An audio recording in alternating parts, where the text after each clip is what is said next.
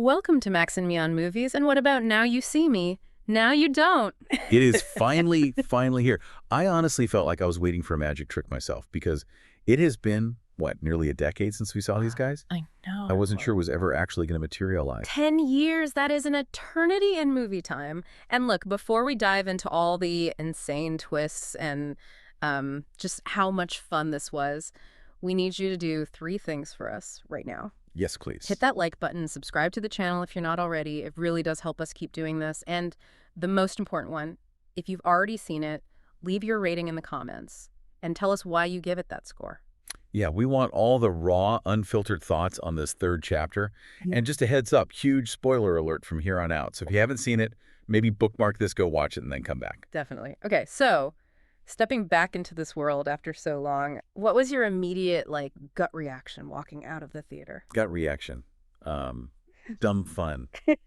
In the absolute best way possible. Yeah. It's exhausting. Yeah. But it's surprisingly diverting, I walked in kind of bracing myself for disappointment, maybe feeling a little tired because of that long gap. But honestly, my first feeling was just this wave of unapologetic, loud, kinetic fun. Totally. I felt like I had to check my brain at the door and just ride the wave. Ride the wave is the perfect way to put it. It's so entertaining, but you cannot pause and think about the logistics for a single second. Not for 1 second. It completely embraces its identity. It's like we are fast and furious with magic. It knows exactly what it is, and it doesn't apologize for it. And I think that pace is what saves it, really. Yeah. Ruben Fleischer, the director, he brings that same kind of rapid-fire energy he had in Zombieland.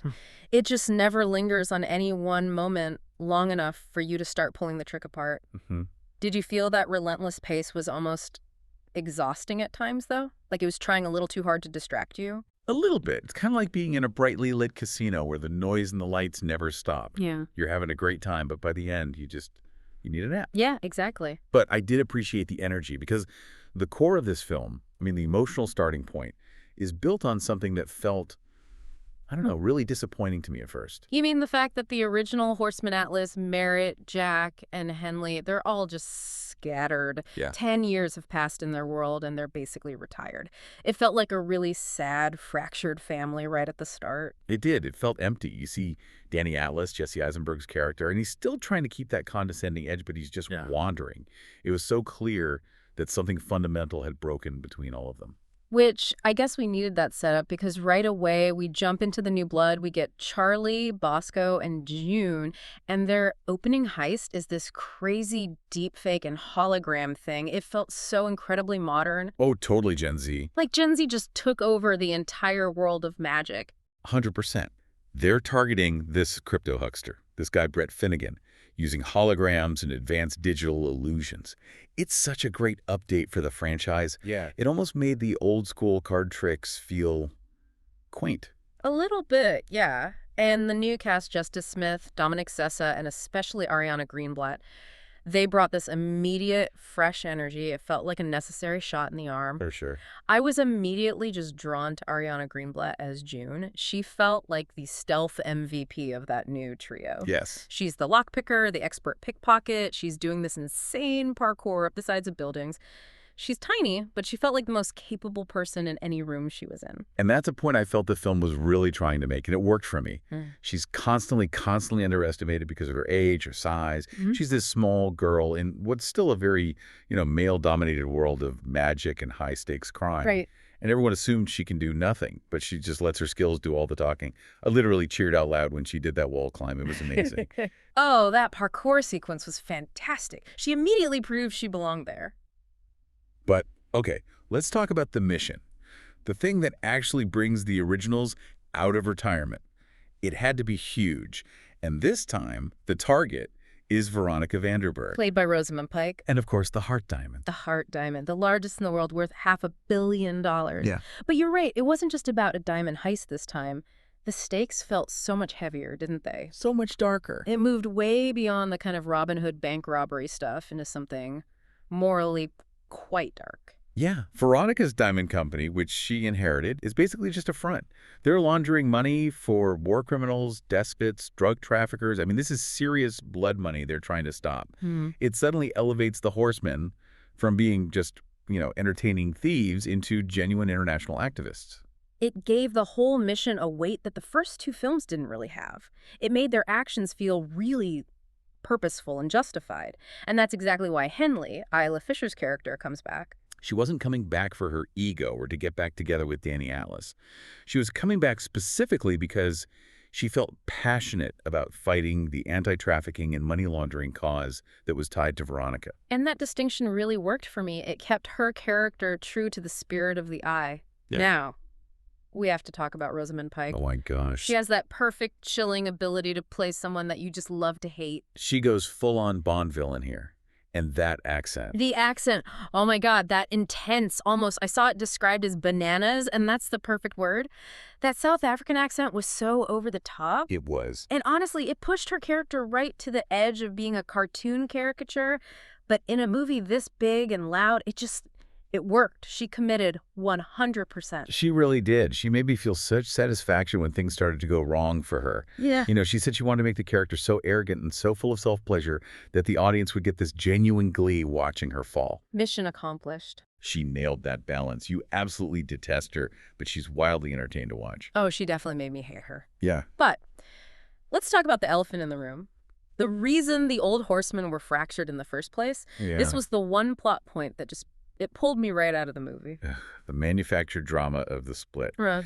So the big reveal is that they supposedly just abandoned Dylan Rhodes, their handler, their leader, when he ended up in a Russian prison. And I'm with you. It felt completely wrong for these characters. I was just sitting there in my seat thinking, no way. The whole foundation of the Horsemen is this almost like spiritual loyalty that was forged through Dylan's father, Lionel Shrike. They're a dysfunctional family, sure, but they are loyal. To the cause and to each other. Exactly. And the idea that they would all collectively and just callously betray Dylan, their leader, it felt like such a cheap shortcut just to create that 10-year gap.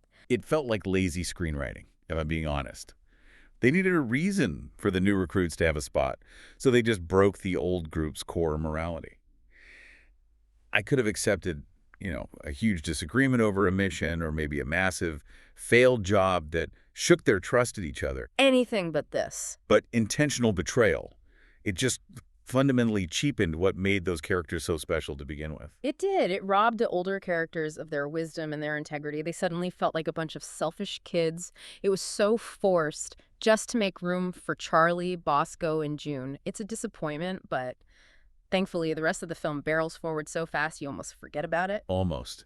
But let's jump from that setup to what became, I think, the defining emotional moment of the entire movie. Yeah. The moment where this franchise decided to play for keeps. We have to talk about Thaddeus Bradley, Morgan Freeman's character. If you were like me, just sitting there waiting for the clever decoy, the misdirection. You didn't get it. You were denied. His death was real. It hit me like a physical punch. Yeah. Thaddeus, the Grandmaster, the retired magician who was helping them escape from that illusory mansion, he's fatally shot by French police who were on Veronica's payroll. In a Now You See Me movie, you just don't expect that kind of permanence. No, I spent the entire rest of the movie waiting for him to show up, tipping his hat, revealing the illusion. Yeah. That's the rule of this universe. Everything is a trick. Everything is a trick. But the director, Ruben Fleischer, he confirmed they killed him off intentionally. And they needed to. They realized that if Veronica was going to be perceived as truly bad-like, the kind of villain worthy of this massive effort from the Horsemen, she had to have real blood on her hands. And as Fleischer said, when you take out Morgan Freeman, one of the most beloved actors alive, who has weight, it would have real weight to it, and it did. That choice was incredibly gutsy. It immediately shot the emotional stakes through the roof, and it made Veronica's whole operation feel genuinely dangerous. And we saw that weight reflected immediately in the cast, especially in Woody Harrelson. Oh, that jail confrontation scene between Merritt and Veronica. Wow. Woody Harrelson's reaction felt so grounded in real pain and real fury. It wasn't theatrics. It felt like he had actually just lost a friend. And that only works because we, the audience, were also sitting there going, wait. No. Did they actually do it? Isla Fisher even talked about filming that scene, his death scene. She said it was a really hard scene to film, just watching Morgan Freeman perform it. And she admitted she spent the rest of the movie hoping it was a trick and that he'd come back. Which is exactly how I felt. Same. Fleischer himself said he burst into tears watching Freeman perform it. It was challenging because, we don't go to these movies expecting this genuine, tragic loss. But it gave the third act the emotional bedrock it needed. It made the revenge feel earned. So were you genuinely, truly shocked? Or did you, like me and Isla Fisher, spend the entire second half just waiting for the fake out? I was 100% certain it was a fake out. I was looking for the visual tells, the subtle misdirection, anything that would clue us in. And the fact that they didn't do it, and instead they just leaned into the raw emotional impact. That was an impressive, if painful, choice. It made me care so much more about the outcome. It really did. So if Thaddeus's death was the emotional center, then the climax delivered the required, completely insane, huge twist. Let's get into the masquerade reveal. The shocker, Charlie, played by Justice Smith, the supposed new kid, is the true mastermind. Hold on, Charlie. The kid that Atlas was so condescendingly mentoring the whole time, the one who was supposed to have been recruited by Atlas. Yes.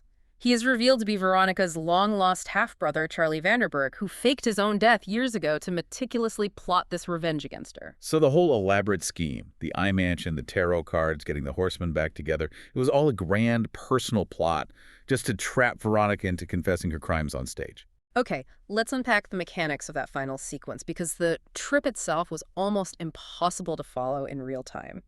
Veronica shoots Charlie, he catches the bullet in his teeth, and then suddenly we realize she was firing blanks, the vault walls open up, and she's on the Horseman's stage in front of a live audience. It was so convoluted, Yeah. but it was exhilarating to watch. The engineering of it was so precise. Charlie was the one driving the car she got into. The security guard she took the gun from was actually Bosco, and June drove the truck that the car went into. Right. So that elevator ride, where she thought she was descending into this deep vault, was actually just the horseman rolling the entire box onto the stage set. I read that Jesse Eisenberg joked he read the script 3 times and was still totally wrong about the ending, which that made me feel a lot better. Right. That's the level of complexity we're dealing with. But here's the internal struggle for me with this. The thing I'm still grappling with emotionally. Betrayal. Yes. This massive orchestrated revenge plot makes the rest of the horsemen look like utter fools. They weren't the master manipulators. They were just marks. They were conned by a fanboy who wanted to use them for his own personal revenge. It takes away their agency, doesn't it? It takes away that feeling of them being brilliant. It really does. They weren't being witty or sly. They were just essential puppets in Charlie's grand plan. And it makes you wonder, if Charlie orchestrated everything, why did he even need the originals at all? Could he have just pulled this off with his new trio? I mean, probably. It makes me question everything Atlas did in the first 2 acts. Was Charlie intentionally leading him down specific paths the whole time? It feels manipulative in a way that's almost too mean for the tone of the movie. But the moral question that really stuck with me, the one that goes back to Thaddeus, is this. Charlie's plan, his massive revenge plot that pulled Veronica into that French chateau raid. Yeah. It led directly to Thaddeus's death. Thaddeus died believing he was following instructions from the Eye, but it was just Charlie impersonating them the whole time. I was so frustrated that everyone just kind of accepted it. They welcomed him into the Eye at the end, and I was waiting for Merritt or Atlas to pull him aside and be like, hey, you got our friend killed, man. We don't care that you got your revenge. There was a casualty. Right. It felt like they completely glossed over the consequences of his actions, because the result, exposing Veronica, was deemed good by the Eye. I didn't feel like Charlie earned his spot. He got someone killed, even if it was unintentional, while pursuing a personal agenda under false pretenses. That's a huge moral hurdle to just leap over. And did you feel like he had any real remorse for Thaddeus? None at all. It was just shrugged off as a necessary sacrifice for the grander reveal, and I felt angry about that for the characters I love. It seemed like the Eye and their grand master plan approved of his methods, but for me, that was the moment the logic of the horseman's morality just completely broke. It really forces you to forget the logistics and just focus purely on the flash. Which is the classic now you see me conundrum. But the reason we stick around, despite these script hiccups, is the cast. That chemistry is what saved the entire film, wasn't it? Oh, absolutely. And hey, if you're enjoying our breakdown of all the emotional beats of Now You See Me, Now You Don't, please do us a favor and hit that like button right now and just double check that you're subscribed. We're about to get into all the fun stories from the set. Okay, so the word chemistry just came up in every single discussion about this movie. Isla Fisher described the reunion of the original cast, Eisenberg, Harrelson, Franco, and herself, as a joyous, dysfunctional family reunion. And you feel that shorthand immediately. You really do. They've been Yeah. doing this for over a decade. Fisher said slipping back into that dynamic was easy, like putting on an old, comfortable jacket. Right. And, Fleischer directed Zombieland with Eisenberg and Harrelson, so he already had that history with some of the core players, which I think helped him feel comfortable stepping into this big franchise. That internal enthusiasm is just infectious, and frankly, it's what sells the most ridiculous plot points. But what I loved was how quickly the new kids found their own bond. I loved hearing those behind-the-scenes stories about the new trio, Justice Smith, Dominic Sessa, and Ariana Greenblatt, and how they bonded so fiercely while they were filming in Budapest. They weren't just colleagues. They were next-door neighbors. They were living together, eating mac and cheese, and doing every single escape room they could find in Budapest. That's so great. Justice Smith said they would hang out almost every night, watching scary movies and trying to escape those rooms. Apparently, he and Ariana are incredible at escape rooms, and they immediately showed up the older cast members in their first group attempt. That's hilarious. And that fast, authentic bonding, it totally translated to their on-screen chemistry, especially in the dynamics with Jesse Eisenberg's character, Danny Atlas. Oh yeah, Atlas is already this naturally arrogant and condescending guy, and having to teach these young kids just brought out an extra level of condescension in him. But Eisenberg said he loved that the newcomers were so quick and knew how to fight back, which created this wonderful, playful rivalry. Especially with Dominic Sessa's character, Bosco. Yes, Bosco and Atlas sparring was a definite highlight. It wasn't just old versus new. It was the arrogant established star being constantly challenged by the quick-witted young upstart. It added a great layer of humor and tension to their scenes. And we got the huge delight of seeing Isla Fisher return as Henley Reeves. She missed the second film, and Lizzie Kaplan's character, Lula May, filled in. I was so glad to see her back. Me too. And her in-world reason for returning, like we said, was so solid. She was fighting for the cause, not chasing glory. It felt right for her. And then we got the absolute joy of seeing Lizzie Kaplan's Lula May return as well. I loved that she wasn't marketed heavily, so it felt like a genuine surprise when she just popped up. Her return had such a fantastic entrance, the severed arm moment. Oh, that made me gasp.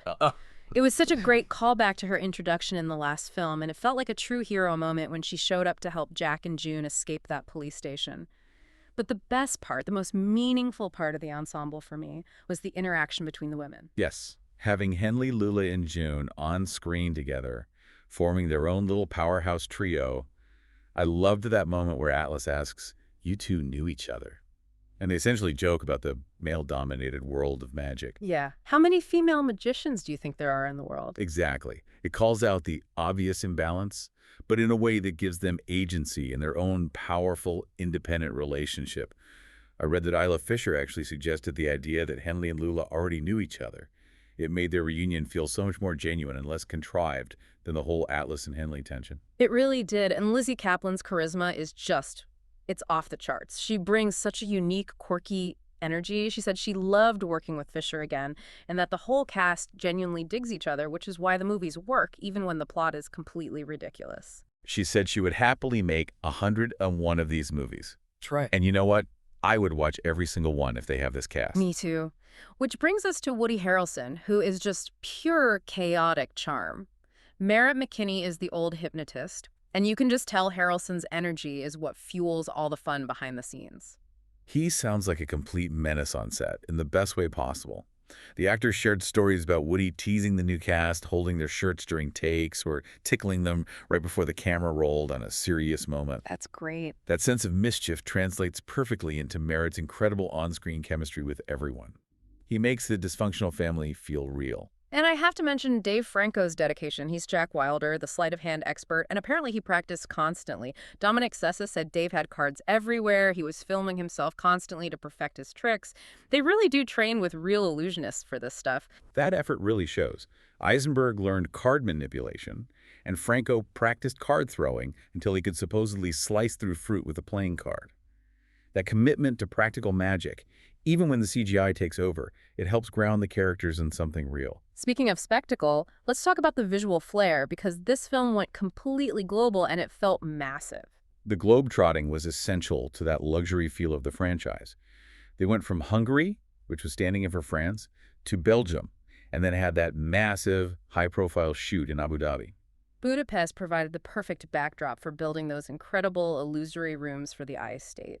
I love the idea of those complex physical sets, the Ames room, the relativity stairs, the rotating corridor. It must have felt like a real-life funhouse for the actors. Oh, yeah. They consulted with the Museum of Illusions in Budapest to make sure these complex sets were constructed correctly, like huge interactive art installations. But the most dazzling, atmosphere-changing locations were in the Middle East. Abu Dhabi really took the spotlight. They filmed for 13 days using iconic landmarks like the Louvre of Abu Dhabi, the Sheikh Zayed Bridge, and Ferrari World. It made the film feel instantly massive and expensive. It was like they turned real, high-profile architecture into these grandiose magic stages. It definitely gave the film that necessary high-stakes luxury atmosphere. It was essentially turning the entire city into a stage for their grand illusion. And let's circle back to the dedication to practical effects, because even with those grand locations and all the CGI, the stunts, especially for the new kids, really proved their worth. And the centerpiece of that practical commitment, and the one that actually hurt some of the actors, was that spinning room set piece. Oh my God, the giant rotisserie chicken room, it looked absolutely terrifying and confusing to film. It was a room that spun 360 degrees in continuous motion. Ariana Greenblatt said that while they were rehearsing it, it felt like the most thrilling experience ever, but actually shooting the scene was so intense. And that's where she fractured her finger on one of the bookcases, right? And Dominic Sessa also got hurt. They were in that cube for a whole week dealing with water and sand filling it up.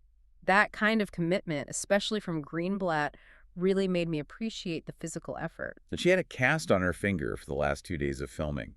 But because her character, June, is so precise and athletic, she still had to do these intense fight sequences while wearing baggy jeans and big chunky shoes to hide the injury. That dedication is what sold her character's toughness completely. Okay, we have to talk about the core flaw, the long-running franchise issue, the massive logic gap between magic and, well, flat-out supernatural powers. The moment where the illusion just unravels and becomes a literal superpower. This film, maybe even more than the others, performs stunts that look less like sleight of hand and more like literal unexplained magic. Freezing armed guards in place, instantaneous teleportation, these impossible feats of mass misdirection. If the tricks are supposed to be illusions with real-world explanations, the movie just skips the explanation entirely. How did they stop Veronica's armed guards from moving? Was it mass hypnosis from Merit? Some sort of sonic tech? The film just doesn't commit to the mechanism? And that's where I get frustrated. Me too. When a movie doesn't bother to explain the trick, it feels cheap. It makes the plot feel like it has no rules. It makes me feel like I'm watching a superhero film where the hero just says, "I'm a magician," while flying. It's the constant question. Are they using technology-aided illusion, or are they literally just wizards? The franchise seems to have fully leaned into the magic is real camp, and you just have to accept it for the ride. It kind of cheapens the cleverness we loved in the first movie. I think so too. And before we wrap this section, we have to quickly touch on the most jarring, awkward moment of the movie that genuinely pulled me out at the climax. Well, the product placement. The canned seltzer product placement. It was so blatant and so awkward. They've just pulled off the biggest anti-trafficking heist of their lives, and someone dramatically just pulls out a can of seltzer. Yes. It was so jarring. The entire audience I was with just kind of went, huh.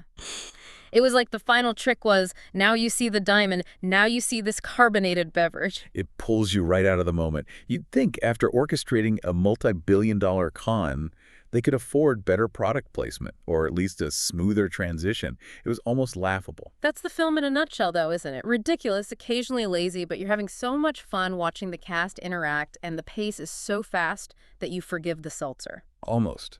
Almost. If you're still watching, hit that like button and let us know what you thought about that seltzer moment in the comments. We need to know if we are the only ones who are completely distracted by it. So bringing it all home, what are your final feelings?